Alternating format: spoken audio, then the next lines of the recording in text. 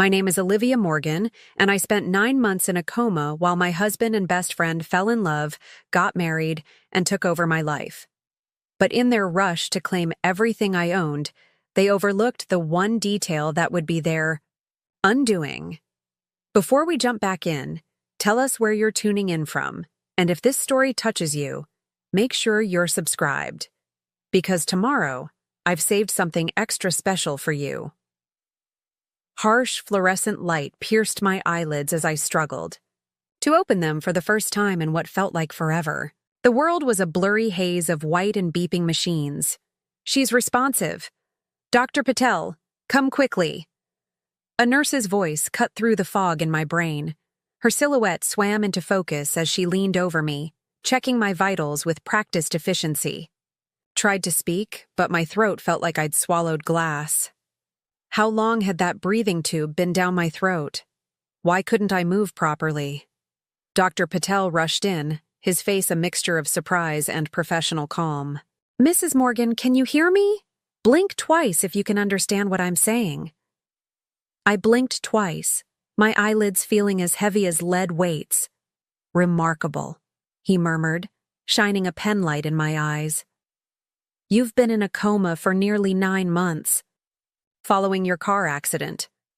We weren't sure you'd ever wake up. 9 months? The last thing I remembered was driving home in the rain after my gallery showing. The headlights coming toward me on the wrong side of the road. The sickening crunch of metal. Then darkness.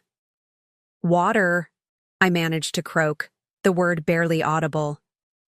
The nurse held a small sponge to my parched lips. Small sips only for now, she said gently. Over the next few days, my world became a blur of tests, scans, and physical therapy sessions. Nurses and doctors marveled at my progress, calling me their miracle patient. But something felt off in the way they interacted with me, sideways glances and hushed conversations that stopped when I wheeled into the room. It wasn't until my 5th day conscious that I asked the question that had been nagging at me. When will my husband be here? Has anyone called James? The young nurse changing my IV froze momentarily, her eyes darting to her colleague before answering. I believe they've been notified of your improvement, she said carefully. I'm sure they'll visit soon. They? Why would she say they instead of he? And Rebecca? My friend Rebecca Wilson? Has she visited while I was asleep? Rebecca had been my best friend since college, the sister I never had. We'd opened our art gallery, together, shared every secret. The two nurses exchanged another loaded glance. I'll let Dr. Patel know you're asking about visitors, the older nurse said, her tone deliberately neutral as they both hurried from the room. That night, I couldn't sleep despite my body's exhaustion. Something wasn't right. The nurse's reactions to simple questions about my husband and best friend had set off alarm bells in my mind. I'd spent years reading people's expressions as an art dealer. It was essential in negotiations to know what people were thinking but not saying. And every staff member who'd interacted with me was hiding something. Just before dawn, I heard 2 orderlies talking outside my door as they mopped the hallway floor. She's the one whose husband married her best friend while she was under, right? One whispered. Yeah, man. Cold as ice. I heard they moved into her house and everything. She doesn't know yet? Nah, doctors are worried about shock affecting her recovery. But they're coming in today, so the shit's about to hit the fan. Their voices faded as they moved down the hallway, but the ringing in my ears grew louder. James and Rebecca? Married? Living in my house? I lay perfectly still, years of gallery negotiations having taught me how to keep my face expressionless despite inner turmoil. Inside, though, my mind was reeling, piecing together the clues I'd missed, the awkward glances, the careful phrasing, the absence of my wedding ring. When a young physical therapy assistant named Maya came in for my morning session, I greeted her with a carefully practiced smile. Maya, I said casually, could I borrow your phone for just a minute? Mine was destroyed in the accident, and I'd really like to check my email. She hesitated, biting her lip. We're not supposed to. Please, I whispered. I just need to see if any of my gallery clients have reached out. I won't tell anyone you helped me. Her resolve crumbled. 5 minutes, okay? I need to grab something from the supply room anyway. As soon as she handed me her phone, I ignored my email and went straight to social media. I typed in James's name with shaking fingers. There it was, posted 7 months ago, a wedding announcement with a professional photo. James Mitchell and Rebecca Wilson joyfully announced their marriage. The photo showed them beaming on the steps of City Hall, champagne glasses raised high. Rebecca wore a white dress I'd helped her pick out for a gallery opening last year. James had on the vintage cufflinks I'd given him for our 5th anniversary. I scrolled further, each image like a knife to my heart. Photos of them renovating. Their new home, my historic Victorian that I'd inherited from my grandmother. Pictures of Rebecca wearing my grandmother's antique pearl necklace at their engagement party. James giving tours of their art gallery, the one Rebecca and I had built from nothing over 7 years of 80-hour weeks and maxed-out credit cards. One post particularly caught my eye, a celebration dinner at Bellini's, the restaurant where James had proposed to me. The caption read, "New beginnings in our dream home. So grateful life gave us this second chance." The comment section overflowed with congratulations, including from mutual friends who'd attended our wedding. I heard Maya returning and quickly erased the browser history before handing back her phone, my hands steady despite the rage burning through my veins. "Thank you," I said, my voice even. "Everything okay?" she asked, noticing something in my expression. "Perfect," I replied with a smile that didn't reach my eyes. "Just perfect." Maya paused, studying my face. "You know, it's weird," she said softly. "They only visited twice in the 9 months you were here. Your husband and friend, I mean. Most families come every day at first." I absorbed this information silently, so they hadn't even bothered to maintain the pretense of caring. "Do you need anything else?" Maya asked. "I've got an extra pudding cup from lunch." "Actually," I said, "could you tell me what day they announced they're coming to visit?" "Tomorrow at 2, she replied. "I heard the head nurse talking about it. They seemed surprised when they heard you were awake." I bet they were. That night, as I lay in my hospital bed, memories flooded back in vivid detail. Rebecca helping, me hang the first exhibition in our gallery space, promising we'd always be partners. James and I planning renovations to my grandmother's house, talking about the children we hoped to raise there. The 3 of us celebrating the gallery's 5th anniversary, laughing and toasting to our success. All those memories now tainted, like finding rot inside what you thought was a perfect piece of fruit. A night nurse came in to check my vitals. "Your husband called again," she said cheerfully. "He and his wife want to know if you need anything. When they visit tomorrow?" "His wife," I repeated, my voice unnaturally calm. "Of course. What time should I expect them?" "Around 2. "Perfect," I said. "Could you help me with something? I'd like to look my best for their visit. Maybe wash my hair?" The nurse smiled, probably thinking I was trying to maintain my dignity. If she only knew what was actually going through my mind. I spent that night planning, remembering my grandmother's words when she'd left me the Victorian. "Olivia, darling, always keep some cards hidden up your sleeve. That secret safe in the library wall is your ace. Don't tell anyone about it until you absolutely need to."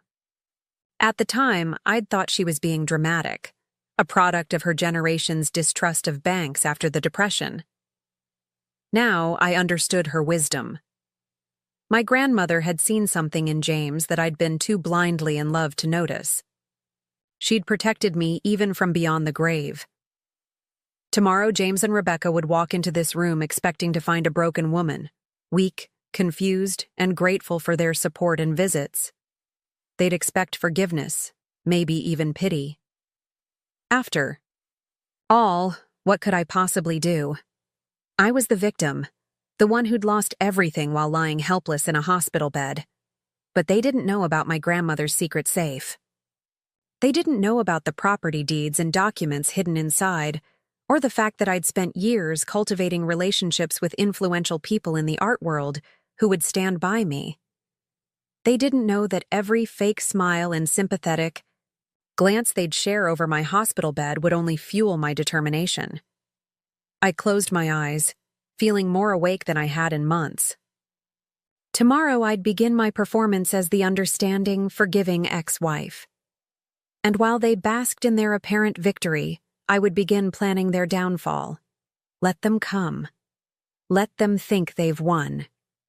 I'll show them what it means to underestimate me. Preparing and narrating this story took us a lot of time, so if you are enjoying it, subscribe to our channel. It means a lot to us.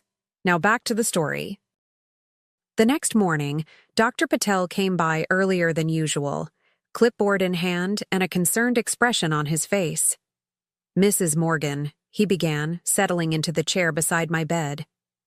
"I understand you've been asking about your husband." "Yes," I said, keeping my voice neutral. "I'm looking forward to seeing James today."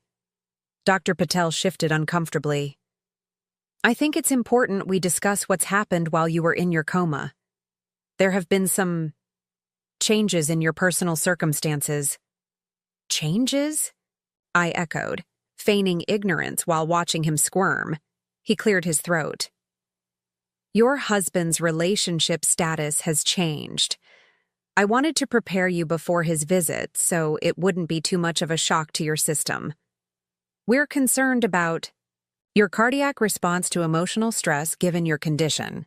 I let my eyes widen with confusion. "I don't understand. What do you mean by relationship status?" "Mr. Mitchell has remarried," he said gently, "to Ms. Wilson, your friend."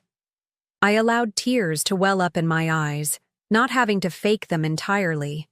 The rage and betrayal were real enough, but I needed him to believe I was hearing this for the first time. That's not possible," I whispered. "We're still married. I've only been asleep for 9 months, he supplied. And yes, technically, there would normally be a waiting period after divorce proceedings, but in cases of medical incapacitation with poor prognosis, there are legal pathways that can be expedited. Legal pathways that can be expedited. Such a clinical phrase for such a monstrous betrayal. So I'm divorced? The word felt strange on my tongue. Dr. Patel nodded, looking relieved that I was taking the news relatively calmly. "The paperwork was processed about 4 months ago. Your medical proxy approved it, given your condition at the time showed little chance of recovery." "My medical proxy?" Another piece of the puzzle. "Who was that?" "Mr. Mitchell was initially, but he transferred it to your father after the divorce proceedings began. For ethical reasons. My father. Of course. Dad had moved to Arizona 3 years ago after remarrying. We spoke monthly at best, and he'd never liked James, but he also never understood my attachment to grandmother's Victorian or my passion for the gallery. He'd wanted me to sell both after grandmother died and invest in something practical. I pretended to process this information slowly, letting a few tears spill down my cheeks. "I'm sorry to deliver this news," Dr. Patel said, patting my hand awkwardly. "We can postpone today's visit if you'd prefer more time to adjust." "No," I said quickly. "No, I want to see them. I need to understand." Dr. Patel looked relieved. "Very well, but I'll have a nurse monitor your vitals during the visit, and we'll keep it brief. Your recovery remains our priority." After he left, Maya arrived with a wheelchair. "Dr. Patel ordered some outdoor time for you," she explained. 15 minutes in the garden before your physical therapy." Once we were alone in the hospital's small courtyard garden, surrounded by potted plants and the white noise of a small fountain, Maya spoke in a low voice. "I heard the doctor talking to you, about your husband and friend." I nodded, dropping the pretense of shock now that we were alone. You already knew, didn't you? She asked. When you used my phone yesterday. I suspected something was wrong. Everyone was acting strangely whenever I mentioned them. I met her eyes directly. Thank you for letting me find out on my own terms. Maya's eyes flashed with anger. What they did was wrong, taking advantage while you couldn't defend yourself. I studied her face, sensing an ally. Maya, can I ask you something? How long have you worked here? Almost a year. I started a couple weeks before your accident. So you've been here my entire stay. She nodded. And you said they only visited twice. James and Rebecca? Yeah. She looked uncomfortable. The first time was about a week after you were admitted. They came together, stayed maybe 20 minutes. The second time was about 3 months in, when they brought some lawyer with them. That time they didn't even come into your room, just talked with administration and signed some papers. My stomach tightened. The divorce papers, most likely. What about my father? Did he visit? Once, about 4 months ago. Stayed for half an hour, mostly talked with your doctors. So that's when James had transferred medical proxy. Convenient. Timing. Maya, I need another favor, bigger than borrowing your phone. She glanced around to make sure we were still alone. What is it? I need you to find out who's been paying my medical bills, and I need to know if anyone has accessed my personal belongings from when I was admitted. She frowned. The bills I can probably find out. Billing department likes me. But the belongings, I don't know. Please try. Focus on my keys and my phone if you can. They might still be in storage somewhere. She nodded slowly. I'll see what I can do. But why does it matter who's paying? Insurance, right? I shook my head. I'm self-employed. I had a private policy. But if I've been declared legally divorced, I doubt James kept paying the premiums. Maya's eyes widened with understanding. You think they let your insurance lapse? I think they've been very thorough about taking everything, while assuming I'd never wake up to question it. Maya's jaw tightened. That's disgusting. Yes, I agreed. It is. Back in my room, I began methodically testing my physical capabilities while appearing to simply rest. I wiggled my toes beneath the blanket, tensed and released my calf muscles, rotated my ankles in small circles. 9 months of atrophy had taken their toll, but the physical therapists had been working with me even during the coma, preventing the worst of the muscle deterioration. I knew from my session notes that I could stand with assistance and take a few steps with a walker. Not enough to escape, but enough to suggest I might need significant help for a long time. A perception I planned to encourage with James and Rebecca. Around noon, a different nurse came in with a lunch tray and a small paper cup of medications. We're adjusting your pain management before your visitors arrive, she explained. Dr. Patel wants you comfortable but alert. I studied the pills in the cup. One I recognized as the pain medication I'd been taking since waking up. The other was new. What's this one? I asked, picking up the unfamiliar tablet. Just a mild anti-anxiety medication to help with today's emotional stress. I nodded but slipped the anti-anxiety pill under my tongue while pretending to swallow it, then discreetly spit it into my napkin when she turned to adjust my IV. I needed my mind perfectly clear for what was coming. At 1:30, Maya returned, slightly out of breath. I don't have much time, she whispered. Your husband's insurance stopped covering your bills 4 months ago, right after the divorce was finalized. Since then, it's been your father listed as financially responsible, but the actual payments have been coming from a law firm, Peterson, Daniels, and Hughes. The name meant nothing to me, but it was another thread to pull. And my belongings? They were logged into storage when you were admitted. Your phone and keys were signed out by your husband 3 days after your accident. Hospital policy allows immediate family to claim personal effects. She grimaced. Sorry. I wasn't surprised. Of course, James would have taken my keys immediately. Keys to the house, the gallery, my car. Thank you, Maya. You've been incredibly helpful. She squeezed my hand. My shift ends at 3, but I left my number on your bedside table. Text me if you need anything. I wrote it like it's a physical therapy instruction sheet so no one will notice. After she left, I closed my eyes, piecing together the timeline. The accident. James claiming my personal effects almost immediately. Only 2 brief visits. The divorce proceedings. Transferring medical proxy to my conveniently distant father. The marriage to Rebecca. Moving into my house. Taking over my gallery. They'd been efficient. I'd give them that. A soft knock at the door startled me from my thoughts. A different nurse entered, carrying a hairbrush and a small makeup bag. Your husband called again, she said brightly. Asked if you needed anything before their visit. I thought you might want to freshen up a bit. That's very thoughtful, I said, forcing a smile. Could you help me brush my hair?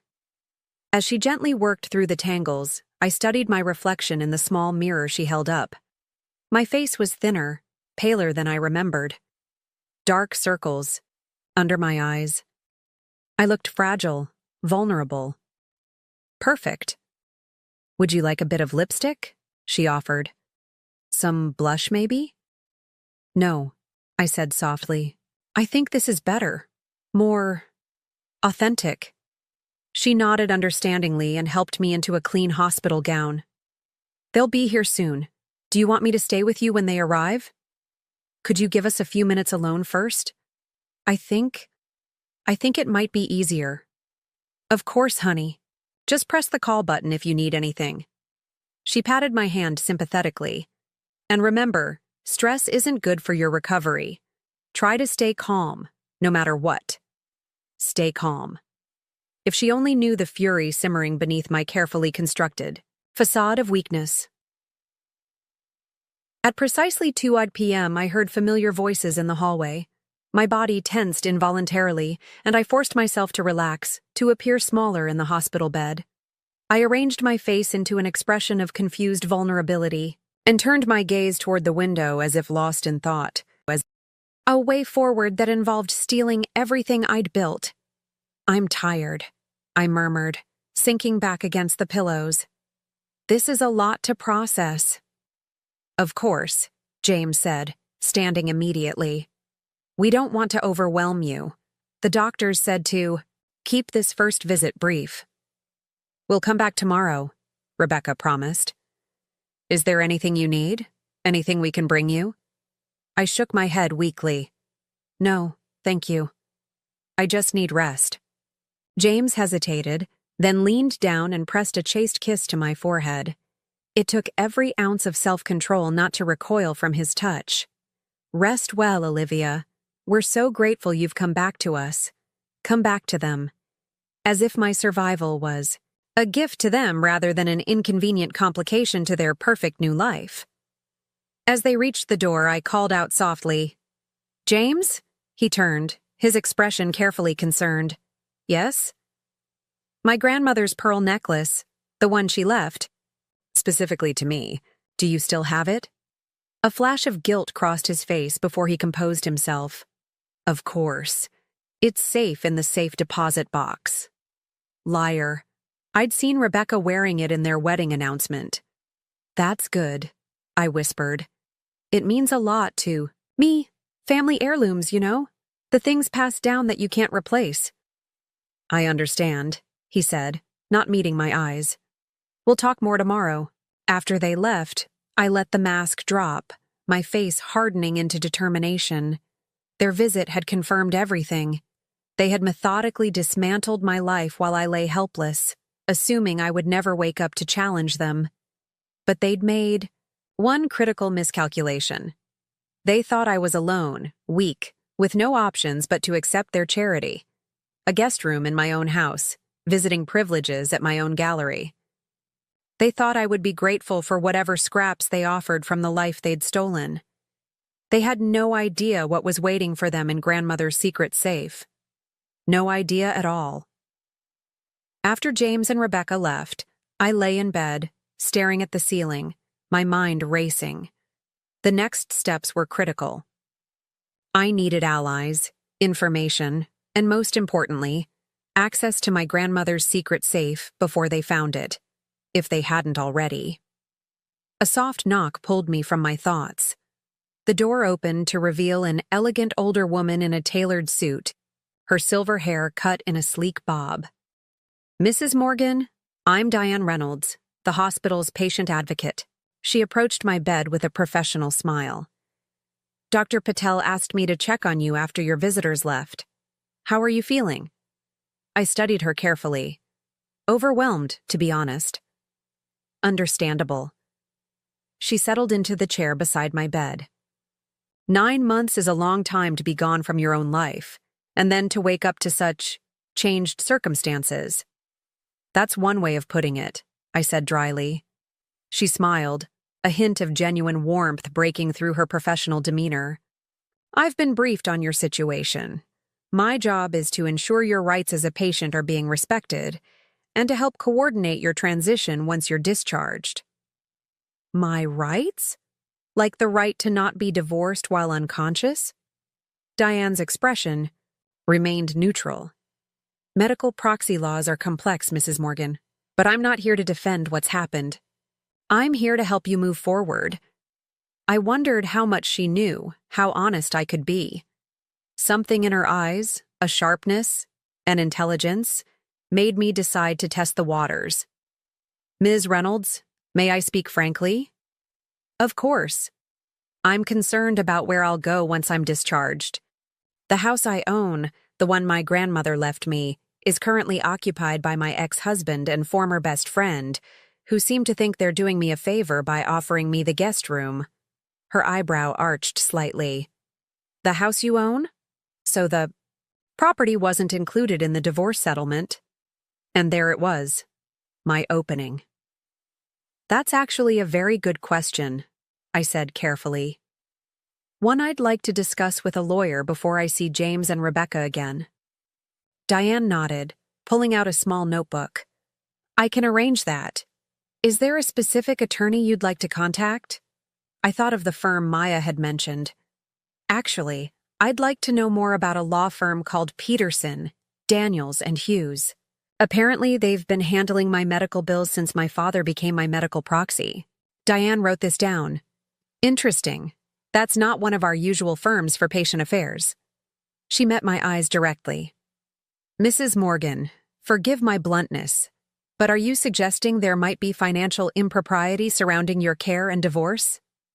"I'm not suggesting anything yet," I replied. "I'm simply trying to understand what's happened to my assets while I've been unconscious." "A reasonable concern." She made another note.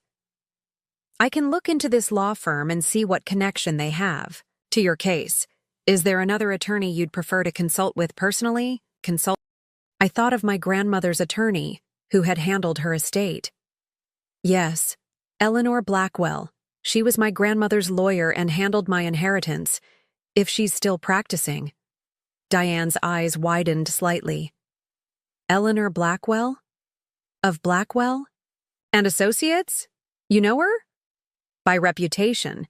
She's quite formidable, especially in estate litigation." Diane smiled. "An excellent choice. I'll contact her office today." "Thank you." I hesitated, then decided to take a calculated risk. "There's something else. Before my accident, I made certain arrangements regarding my property, specifically my grandmother's Victorian house. I need to know if those arrangements are still legally binding despite the divorce." "What kind of arrangements?" "That's what I need to discuss with Eleanor." Diane studied me for a moment, then nodded. "I understand. Patient confidentiality covers our conversation, Mrs. Morgan. Whatever you're planning, your ex-husband won't hear about it from me or my office." Relief washed over me. Another potential ally. "I appreciate that, Ms. Reynolds.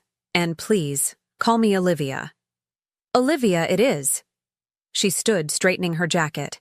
"I'll contact Ms. Blackwell immediately. Is there anything else you need in the meantime?" Thought for a moment. "Actually, yes. Could you find out when I might be able to access my personal accounts? banking, email, that sort of thing? I'm assuming my passwords have all expired after 9 months. I'll have our technology assistants team visit you tomorrow. They can help with identity verification and account recovery. She paused at the door. Rest now, Olivia. Recovery is your first priority, but protecting your interests is a close second. After she left, I felt a spark of hope for the first time since waking. If Eleanor was still practicing, and if the documents in my grandmother's safe were what I thought they were, James and Rebecca's perfect new life was about to get considerably less perfect.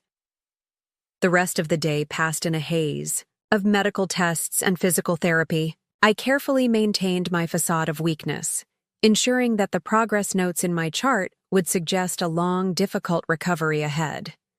The longer James and Rebecca believed I was helpless, the more time I would have to build my case against them. That evening, Maya texted me from her personal phone. Checked with a friend in administration. Your discharge is tentatively scheduled for 2 weeks from now. Standard protocol would send you to your listed next of kin's residence. 2 weeks. Not much time to prepare. I texted back, any luck finding my phone? No, but I did find something interesting. Your accident report. The other driver was never identified. Hit and run. Police investigation was inconclusive. I stared at the message, a chill running down my spine. My accident had been a hit and run? That detail hadn't seemed important when I first woke up, but now? Any surveillance footage? I texted back. Report says cameras in the area were non-functional that night. Convenient, right? Too convenient. Maya, this may sound paranoid, but could you find out who was the first person to arrive at the hospital after my accident? And who made the decision to put me in a medically induced coma? 3 dots appeared as she typed her response, then, now you've got me curious. I'll dig deeper. I set the phone down, my mind whirling with new, disturbing possibilities. The timing of everything, the accident, James and Rebecca's relationship, the quick divorce, had seemed suspicious enough. But a hit and run with no witnesses and conveniently malfunctioning cameras. I needed answers, and I needed them before I was discharged into James and Rebecca's care. The next morning, an unexpected visitor arrived, a stylish woman in her 70s, with a leather briefcase and piercing blue eyes that missed nothing. Olivia Morgan, she said, her voice carrying the crisp authority of someone used to commanding courtrooms. You look remarkably good for someone who's been in a coma for 9 months. Eleanor, I breathed, recognizing my grandmother's attorney immediately. You came. Of course I came. She set her briefcase down and took the chair beside my bed, studying me with a critical eye. Diane Reynolds called me yesterday, said you needed legal counsel regarding your divorce and property matters. Her lips thinned. I was rather surprised to learn you'd been divorced, considering I was never notified as your estate attorney. You weren't notified because they didn't want you involved, I said. James and Rebecca? Ah, yes, the new happy couple. Eleanor's voice dripped with disdain. I've had the misfortune of seeing their social media announcements, living in your grandmother's house, I believe, and running my gallery, I added. They seem to think they've acquired everything I owned. Everything I own, Eleanor snorted. Well, they're in for a rather rude awakening. My heart skipped a beat. Then you know about your grandmother's provisions? Of course I do, Olivia. I drafted them. She opened her briefcase and pulled out a folder. Margaret. Sullivan was a formidable woman who trusted very few people. She never particularly cared for your husband. Ex-husband, apparently, I corrected. Yes, well, about that. Eleanor removed her reading glasses from a chain around her neck and perched them on her nose. I've reviewed the divorce proceedings. They were, shall we say, suspiciously expedited. James. Transferred medical proxy to my father. Indeed. And your father, who hasn't bothered to visit you since signing those papers, was remarkably accommodating. She looked up at me sharply. When did you last speak with Arthur? About a month before my accident. We're not close, especially since He remarried and moved to Arizona. Eleanor made a note. Have you been told who's been paying your medical bills? A law firm called Peterson, Daniels, and Hughes. I've never heard of them. Eleanor's eyes narrowed. I have. They primarily handle corporate acquisitions and real estate transfers, not the sort of firm one typically associates with medical matters. She tapped her pen against the folder. Interesting choice. What do you think it means? I think, my dear, that your ex-husband and former friend have been very busy. She leaned forward, but not as clever as they believe themselves to be. Eleanor pulled out a document and laid it on my lap. Your grandmother's property deed for the Victorian house on Maple Street. Note the specific language in Section 4. I scanned the document, my eyes landing on the highlighted passage. Property is bequeathed solely to Olivia Margaret Morgan and cannot be transferred, sold, or encumbered without her explicit written consent, verified by either Eleanor Blackwell or her legal successor at Blackwell and Associates. So even with the divorce, I began. The house remains yours entirely, Eleanor confirmed.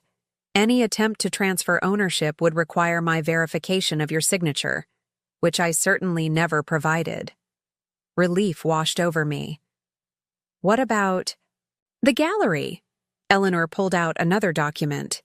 Artisan Gallery LLC is registered solely in your name, with Rebecca Wilson listed as an employee, albeit a senior one. There's no legal basis for her to claim ownership without a formal transfer of business assets, which again would require proper documentation, which you would have to verify. Precisely. Her smile was razor sharp. Your grandmother was very specific about this arrangement. She said, and I quote, Olivia has excellent taste in art, but questionable taste in men. Let's make sure the former doesn't get compromised by the latter. I laughed, despite myself. That sounded exactly like grandmother. But what about the divorce? I asked. Wouldn't James be entitled to some portion as my spouse? That's where things get particularly interesting. Eleanor pulled out another document. Do you recall signing a post-nuptial agreement 3 years ago, after you inherited the gallery space? I frowned, thinking back. Yes, James suggested it. Actually, said it would protect the gallery if his consulting business ever faced liability issues. A rare moment of foresight on his part, though I suspect his motives weren't entirely altruistic. Eleanor handed me the agreement. This post-nuptial specifically excludes your inherited properties and business from marital assets. It was meant to protect them from his potential creditors, but it works equally well to protect them from him in a divorce. I stared at the document in disbelief. So he essentially signed away any claim to my most valuable assets. Indeed. And, based on my preliminary investigation, it appears he's been operating under the assumption that your prolonged incapacitation somehow voided these arrangements. But it doesn't. Not in the slightest. Eleanor collected the documents and returned them to her briefcase. There's something else you should know, Olivia. The safe in your grandmother's library, the one behind the portrait of her in Venice. Breath caught. You know about that? I helped her set it up. The contents are quite illuminating. Eleanor's eyes met mine. Has anyone mentioned accessing it since your accident? No, I don't think they know about it. I hesitated. At least I hope they don't. Your grandmother was quite secretive about it. The only people who knew were you, me, and her, and she made sure it was virtually undetectable unless you knew exactly where to look. What's in it, Eleanor? I know there are documents, but grandmother never specified exactly what. Eleanor's expression became grave. Your grandmother had concerns about James almost from the beginning. She hired a private investigator to look into his background about 6 years ago, shortly after you were married. My stomach dropped. What did she find? Nothing definitive at the time, but enough red flags that she continued the surveillance periodically. Eleanor leaned closer. The safe contains those reports, along with some financial documentation that suggests your husband's consulting business wasn't entirely what he claimed it to be. What do you mean? I mean, my dear, that James Mitchell has a history of attaching himself to wealthy women, draining their resources, and moving on. Your grandmother documented at least 2 previous relationships that followed this pattern. Before he met you? The room seemed to spin around me. Are you saying he targeted me from the beginning? For my money? You were a promising young gallery owner from a wealthy family, an attractive prospect. Eleanor's voice softened slightly. The reports also contain information about his relationship with Rebecca Wilson that predates your accident by approximately 6 months. 6 months? My supposed best friend and my husband had been involved behind my back for 6 months before my conveniently timed accident. The hit and run, I whispered. Eleanor's eyebrows shot up. What hit and run? My accident. It was a hit and run. No witnesses, no surveillance footage.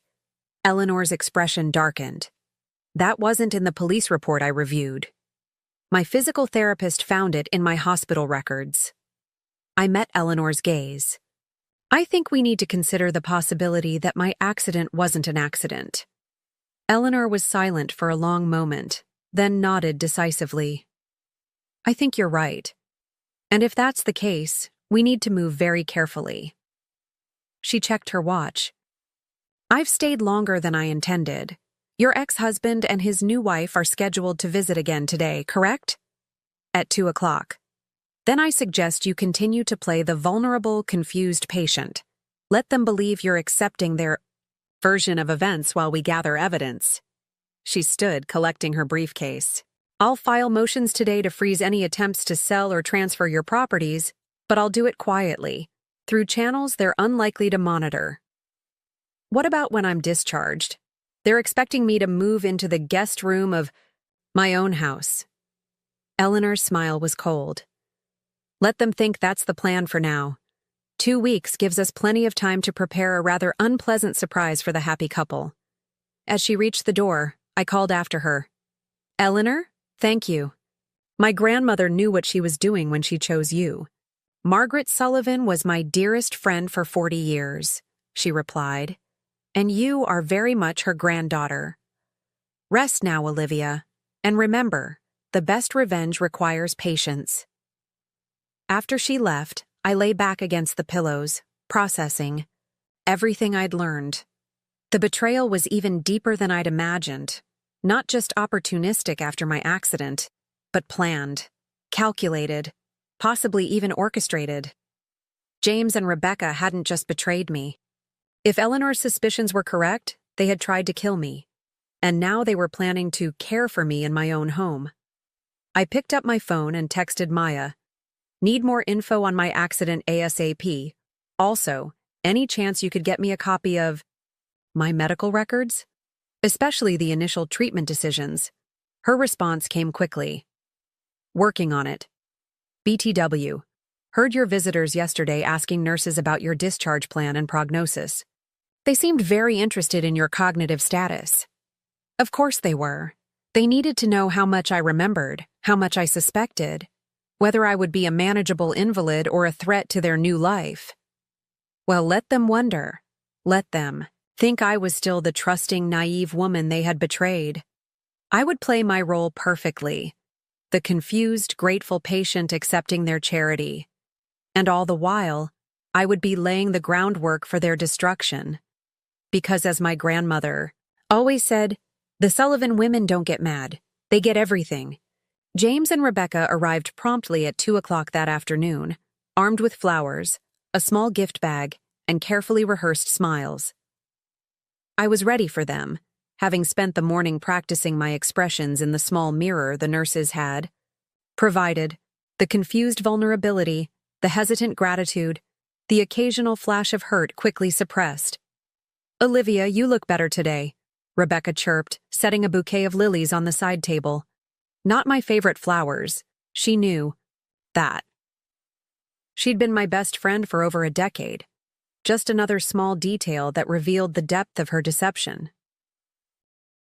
The doctors say I'm making good progress, I replied softly, watching as James hung back slightly. Was that guilt in his eyes, or just discomfort? We brought you something, Rebecca continued, pushing the gift bag forward. Some essentials for the hospital stay, lip balm, hand cream, a new journal to write in. I remember how you always liked to journal. I did like to journal. I had kept detailed diaries for years, diaries that had been in my bedside drawer at home. Had they read them? The thought made my skin crawl. Thank you, I murmured, accepting the bag without looking inside. That's thoughtful. James finally approached, taking the chair beside my bed. How are you feeling today, Liv? Really? Confused, mostly, I admitted, allowing a slight tremor in my voice. It's hard to process everything. 9 months gone in. What feels like the blink of an eye to me? Rebecca perched on the edge of the bed, uninvited. Her expensive perfume, was it the Chanel I had always coveted but considered too extravagant, wafted over me.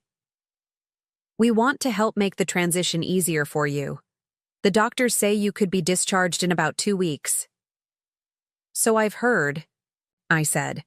They mentioned rehabilitation, physical therapy, occupational therapy. All of which you can do while staying with us. James jumped in eagerly. We've already contacted some in-home care services. Us. Their presumption was breathtaking. That's very generous, I said carefully.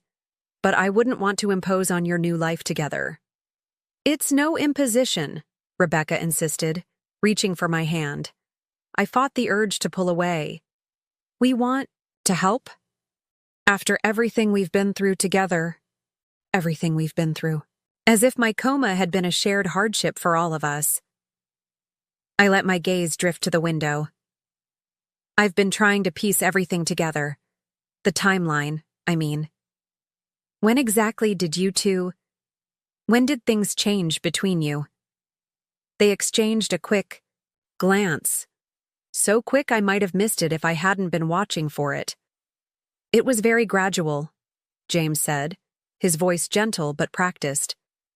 About 3 months after your accident, when the doctors started using words like persistent vegetative state and minimal chance of recovery. 3 months. Not the 6 months Eleanor had mentioned from my grandmother's private investigator reports. We were both grieving, Rebecca added, supporting each other through the hardest time of our lives. I nodded slowly, as if trying to comprehend. And the divorce? How did that happen when I couldn't consent? Another glance between them. Your father, James explained. As your next of kin, he was consulted. The doctors advised that your condition was unlikely to change, and there were financial considerations, medical bills, insurance, the gallery's future. I see. I paused deliberately. And who's been paying my hospital bills? The doctors mentioned something about a law firm. James shifted uncomfortably. Peterson, Daniels, and Hughes. They're handling the estate matters during your recovery. Estate matters, I repeated. That sounds so... final. Poor choice of words. James backpedaled quickly. Just the practical arrangements while you were incapacitated. Like the gallery? I asked, keeping my tone curious rather than accusatory. I noticed Rebecca mentioned our dream home in her social media post. Does that mean you've taken over the gallery too? Rebecca's smile faltered slightly. We've been managing it, yes. Keeping it going in your absence. The artists still ask about you all the time. I bet they did. The gallery had been built on my relationships with emerging artists, my eye for undiscovered talent. That's good to know, I said. I'd love to visit when I'm discharged, see what's changed. Of course, James agreed too quickly. Though the doctors have advised a gradual reintegration into normal activities, stress management is crucial for brain injury recovery. How convenient. Keep me isolated, limit my contacts, control my access to information. You mentioned my father made decisions about the divorce, I said, switching topics abruptly to see their reaction. Has he visited me? Once, Rebecca said. About 4 months ago. He was quite upset, of course, but his wife's health hasn't been good and Arizona is far. Of course. I nodded understandingly. And my grandmother's house? I'm a little confused about what happened with that. It was left specifically to me in her will. James cleared his throat. The property arrangements were part of the divorce settlement, given the circumstances. But it's still your home too, Olivia. That's why we want you to come stay with us. A lie. A blatant lie that Eleanor had already disproven. The house could not have been part of any divorce settlement without Eleanor's verification of my signature. I see, I said again, letting my eyes fill with tears. It was her special gift to me. The place where she taught me about art, about being independent. Rebecca squeezed my hand. And we've honored that. We've kept everything just as you would want it. Another lie. Their social media had shown the extensive renovations. My grandmother's cherished library converted to a home gym. Her garden room transformed into some kind of meditation space with Rebecca's yoga equipment. Turned my face away, letting them interpret my expression as emotional overwhelm rather than disgust. I think I need to rest now, I whispered. It's all still so much to take in. Of course, honey. Rebecca stood, smoothing her designer dress. Was that new? How much of my money had they spent on their new wardrobes? We'll come back tomorrow. Maybe bring some photos of the gallery's recent showings to cheer you up. James hesitated, then leaned down to kiss my forehead again. Rest well, Liv. We're here for you. Whatever you need. After they left, I pulled out my phone and texted Maya. I need to see all their social media posts since my accident. Everything. They've deleted too, if possible. While waiting for her response, I examined the gift bag they'd brought. Hand cream from a luxury brand Rebecca had always coveted, but claimed was too expensive.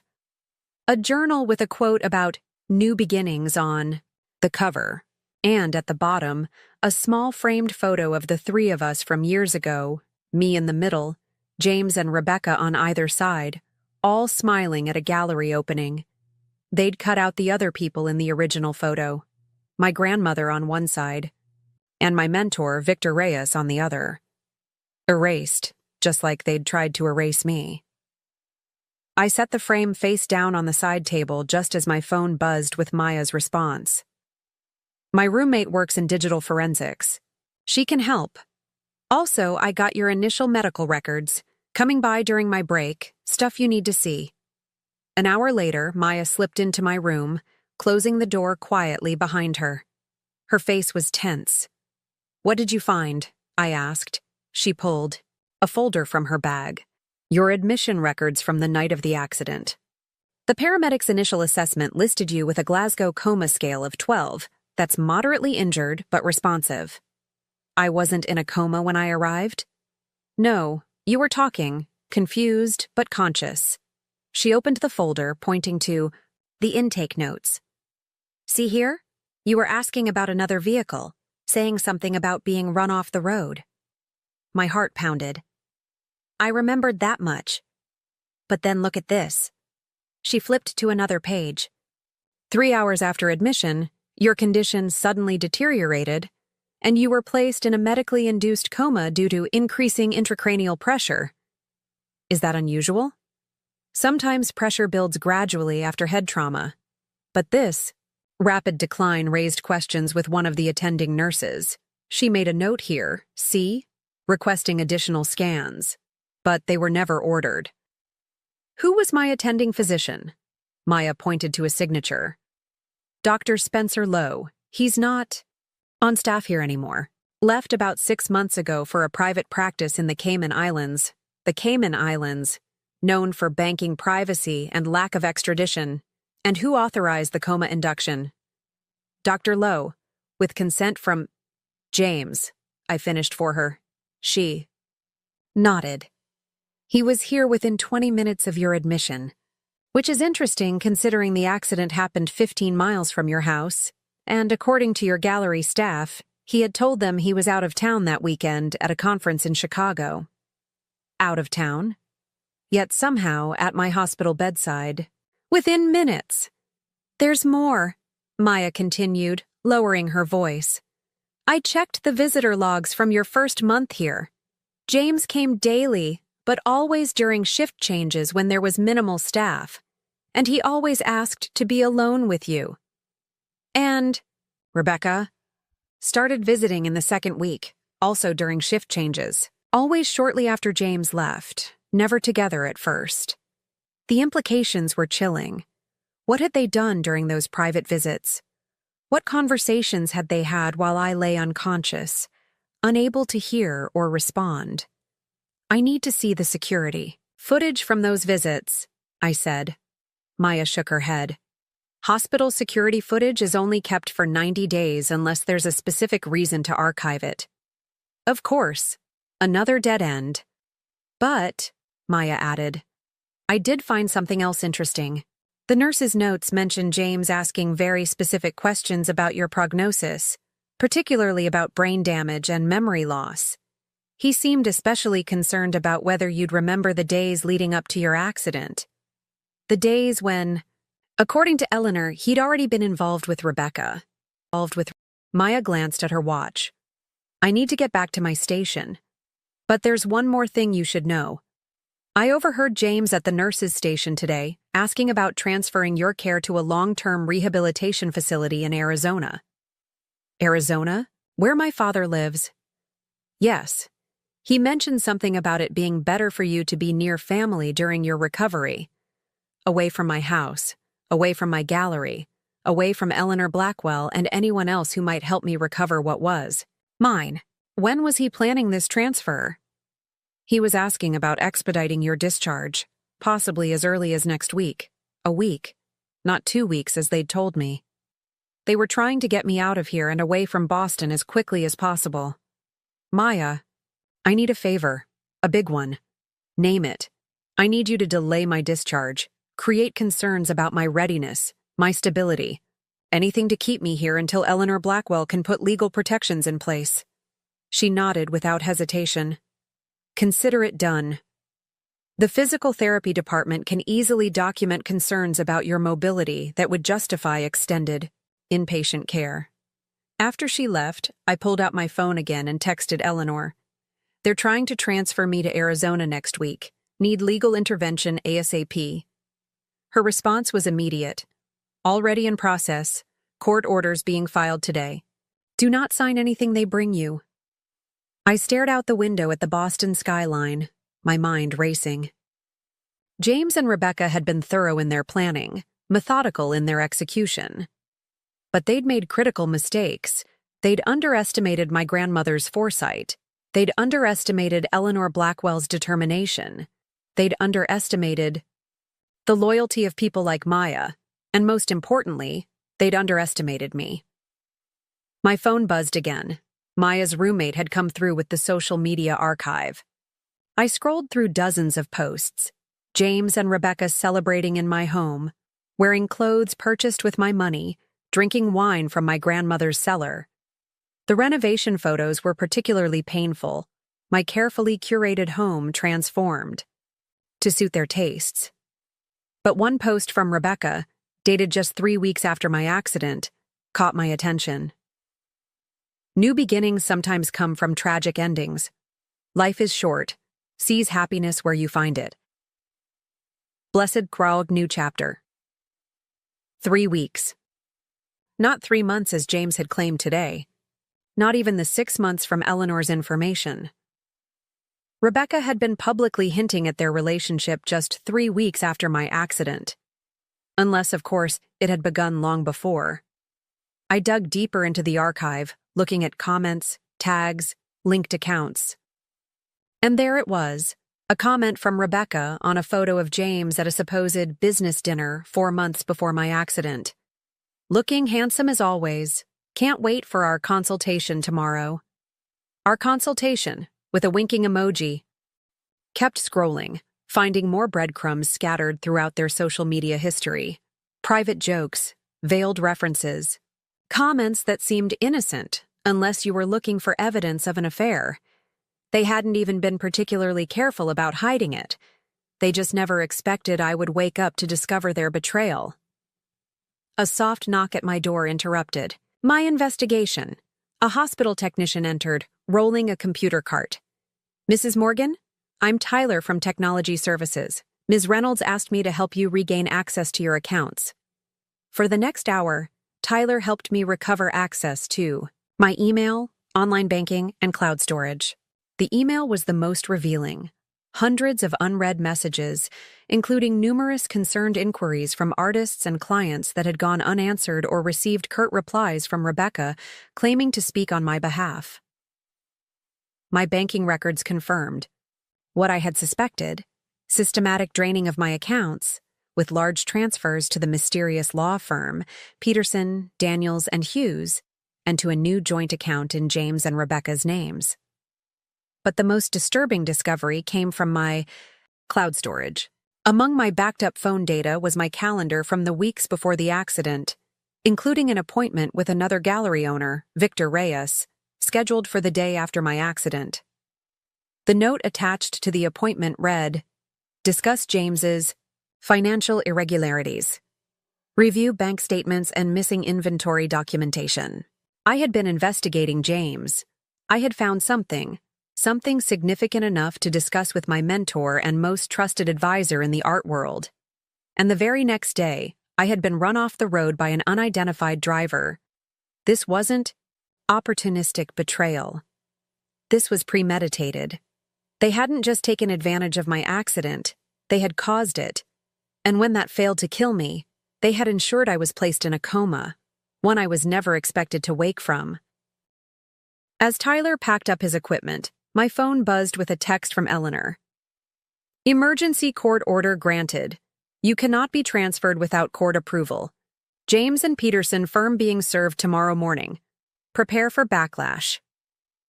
I thanked Tyler for his help, then settled back against my pillows, staring at the ceiling. Tomorrow would bring confrontation, anger, perhaps even danger. James and Rebecca would realize their carefully constructed plans were crumbling. But I was ready. The helpless victim they thought they'd created was gone. In her place was my grandmother's true heir, a woman who would not rest until justice was served. I woke to commotion outside my hospital room. James's voice raised in protest, demanding to see administrators. Eleanor's court order had arrived. Maya slipped in, excitement in her eyes. "Your ex-husband is having a complete meltdown at the nurses' station." "No surprise," I said, sitting up straighter. "Has Rebecca shown up yet?" "Not yet, but he's making frantic calls." The door opened and Eleanor swept in, followed by Diane. "Your ex-husband is making quite a scene, exactly as expected." "The police have been called," Diane added. "Not because of the disturbance, but because of what we found." Eleanor removed several documents from her briefcase. "Peterson, Daniels, and Hughes is a shell company registered 3 weeks before your accident, with James Mitchell as the primary stakeholder. They created a fake law firm?" "Indeed, through which they've been systematically transferring your assets. Your father signed over medical proxy rights for $50,000, Diane added, handing me a document. "And we've located Victor Reyes. He confirms you contacted him about financial irregularities at the gallery before your accident. James had been selling pieces from your private collection and replacing them with forgeries," Eleanor explained. "Approximately $3 million worth over 2 years. You were getting too close to discovering the truth." My phone buzzed with a text from Maya. "Rebecca just arrived. They both look panicked." "Perfect timing," Eleanor said, placing a small recording device on the bedside table. "For additional documentation." The door burst open. James stormed in, charm replaced by fury. Rebecca followed, face ashen. "What the hell is this?" James thrust a document toward Eleanor. "The divorce was finalized months ago. All property settlements were legally executed." "Were they?" "Margaret Sullivan's estate explicitly required my verification of any property transfers. Verification I never provided." "That's a technicality. Arthur Morgan approved everything." Position he obtained through documented fraud, Eleanor replied. The $50,000 consulting fee leaves quite a paper trail. Rebecca stepped forward. Olivia, this is ridiculous. We've been taking care of everything. Stole my artwork, drained my accounts, and tried to have me transferred to Arizona to die quietly. I finished. You also tried to kill me when I got too close to discovering James's theft. That's insane. James sputtered. You had a car accident. I was out of town. Yet you arrived at the hospital 20 minutes after my admission. Quite a feat for someone supposedly in Chicago. Rebecca turned to James, confusion crossing her face. You told me you were driving back when you got the call. Hospital records show Olivia was conscious upon admission, Eleanor continued, saying something about being run off the road. This is absurd, James's voice rose. Your brain was damaged. You're confused. Then explain the shell company you created weeks before my accident. Explain the $3 million in artwork replaced with forgeries. James froze. Rebecca's hand flew to her mouth. What is she talking about, James? I don't know anything about that, Rebecca insisted. James told me everything was being handled. Legally? Like he told you I would want you two to be happy together? I asked. That I would want you to have my gallery, my house, my life? He said you'd discussed it, Rebecca whispered. That if anything happened, you'd want us to look after each other. I laughed harshly. And you believed that? You thought I'd want my husband to marry you while I lay unconscious? The doctor said you were brain dead, she insisted tearfully. That even if you woke up, you wouldn't be you. That made it acceptable to steal my identity, to wear my grandmother's jewelry, to take over my gallery? The gallery was failing without you, James interjected. You should be grateful. For being run off the road, for being deliberately kept in a coma by a doctor who's now in the Caymans, for having my life stolen piece by piece. I never, Rebecca began, but James cut her off. Enough. You can't prove any of it. Actually, a new voice interrupted, we can prove quite a bit. Detective Santos stepped in, showing his badge. We've executed search warrants at your home, office, and the gallery. The forensic accountants are particularly interested in the Peterson firm's records. Rebecca backed away from James. I didn't know about any of this. While wearing my grandmother's pearls? While sleeping in my bed? While spending my money? Her face crumpled. I'm sorry. Yet you began a relationship with my husband months before my accident. Your social media left quite a trail. Because we never expected... She stopped abruptly. Never expected me to wake up, I finished. Never expected to be caught. I need you both to come with me, Detective Santos said. We can do this at the station, or I can place you under arrest. This is a misunderstanding, James insisted. I had nothing to do with the accident, Rebecca protested. That was never the plan. We were just going to... Rebecca, James snapped. Shut up. But it was too late. Her slip had confirmed everything. Officers led them away, James in handcuffs after lunging for Eleanor's recorder, Rebecca following voluntarily but shell-shocked. I felt no satisfaction, only exhaustion. Ms. Wilson seems ready to throw Mr. Mitchell to the wolves, Eleanor observed, closing the door. She always was pragmatic, I said tiredly. What happens now? We begin reclaiming everything they took from you. The criminal charges are in the district attorney's hands now. I gazed out the window, suddenly uncertain. I don't know if I can go back to the house. Not with the memories. Your grandmother faced a similar dilemma once, Eleanor said. Her first husband had an affair with her sister, in her own home. Eleanor's eyes held a distant memory. Margaret threw them both out, then transformed that wing of the house. Never let betrayal steal what's rightfully yours, she told me. Change it, remake it, but never surrender it. My grandmother had never mentioned this chapter of her life, yet another way she had protected me. She'd be proud of you, Olivia. Eleanor said softly. For fighting back. I had help, I replied. I wasn't alone. Neither was Margaret. Neither are any of us, if we're fortunate enough to find the right allies. 6 months later, I stood in the renovated gallery, surveying the transformation. Maya, now my operations manager, approached with a clipboard. The final pieces for the opening arrived, she said. And the house renovations? Complete, next week. Just in time for the foundation launch. The Margaret Sullivan Foundation for Arts Recovery, my tribute to my grandmother, using the settlement money to help artists recover stolen works. James was serving 8 years for fraud and conspiracy. Rebecca had received 3 years in exchange for her testimony. The irony wasn't lost on me. They had plotted to steal my life, my legacy, everything my grandmother had built. In doing so, they had overlooked the most crucial detail, the unbreakable bonds Margaret Sullivan had forged to protect what she valued most. Not just the legal documents in the secret safe, though those had proved decisive. My grandmother's most powerful legacy had been the network of loyal people she'd connected me with. Eleanor, Victor, and new allies like Maya and Diane. James and Rebecca had meant to destroy me, but in their arrogance, they had overlooked one crucial detail. I was Margaret Sullivan's granddaughter, and Sullivan women don't break. We rebuild.